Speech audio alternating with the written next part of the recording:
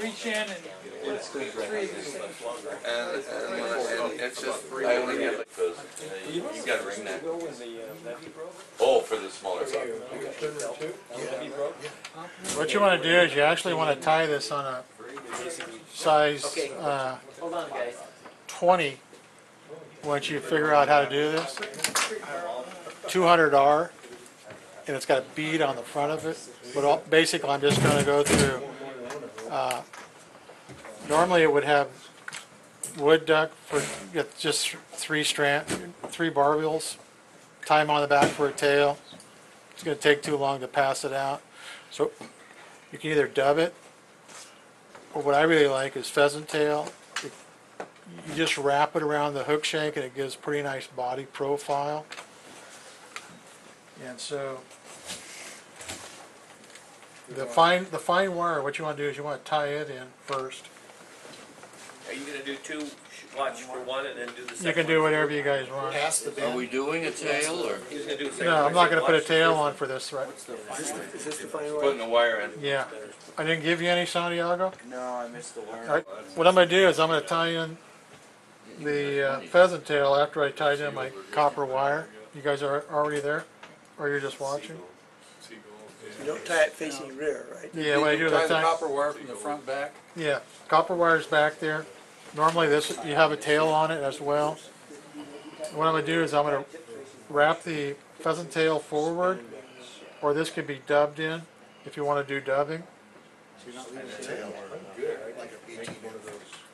What do we do? Tie it So in by the the smaller tip? one is dubbed. Tie it in by the tip, Craig?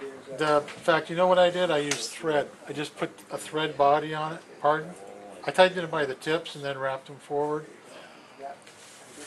Wrap to the front after you tie them in? Yeah. You want to go up to where you think the thorax is on this.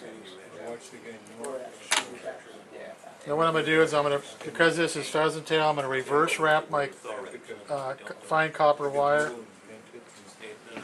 If this was dubbed, it'd be the same technique. Just reverse wrap it for durability purposes. Then what I'm going to do is I'm going to lock in the copper wire. Yep, forward wrap. Okay.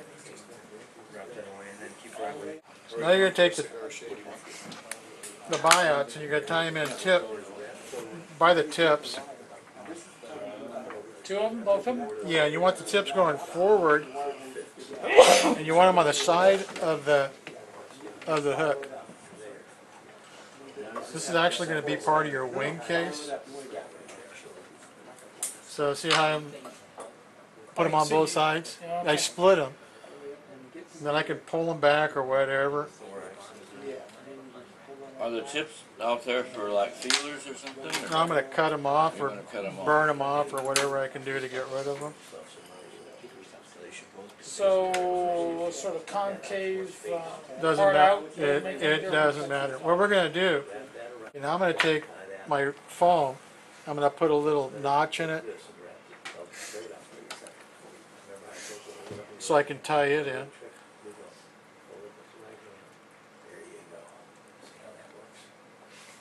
So I'll notch it on both sides. All the way back?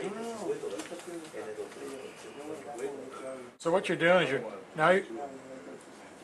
this foam's going to build up the thorax on this fly. I guess so. Okay, after you do that, you pull it forward. Let's make it go back a little bit farther. And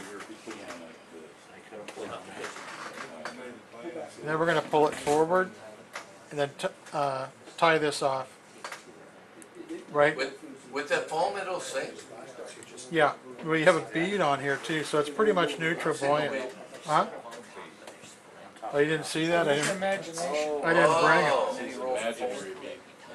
I said normally that they're tied this way with a bead. What I did is I tried to use flex floss in a yellow or chartreuse, and it was tough. Okay, now I got the foam over the top. Now I'm going to bring my buyouts forward. No. No body. And see what it does to the top?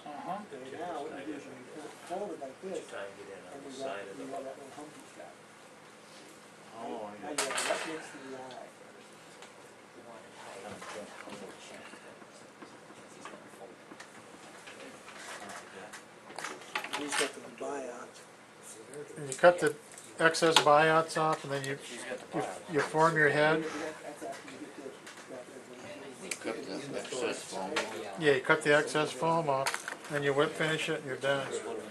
Now, if you want to get real fancy, you can add wings to this, or legs, with some soft tackle.